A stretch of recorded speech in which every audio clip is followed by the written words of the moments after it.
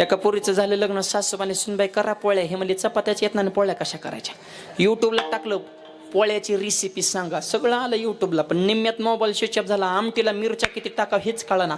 पण म्हणली आमटी झणझणीत झाली पाहिजे, माणसागणी 10 तरी मिरच्या पाहिजे. अरे मारी ती का काय माणसं, अंदाज हो काय हवामान खात्याचा अंदाज आहे का काय.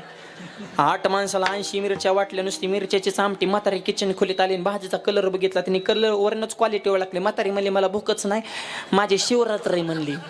अरे नागपंचमीला कुठे शिवरात्र असते होय. तुमचा तुम्ही बघून घ्या. पण नवरा नसता उड्या झाल्याचं, बायकोने भाजी केली, बायकोने भाजी केली. म्हातारी म्हणे मरची नको खावलंय तिखट आहे. तो म्हणला मी खाणार. माझ्या बायकोचं तुला कधी कौतुकच वाटत नाही, तू माझ्या बायको जळते आईला. मी भाजी खाणार. आई म्हणली मग तू जाणार. पहिलाच घास खाला, कानातून धुरण डोळ्यातून गळा गळा गळा पाणी. त्याची बायको जवळ आली, म्हणजे होय व भाजीत काही कमी जास्त तर नाही हो. मला नाही भाजी जगातच 1 नंबर. मग डोळ्यात कसं काय पाणी आलं, ते मला आनंद अश्रू आनंद अश्रू.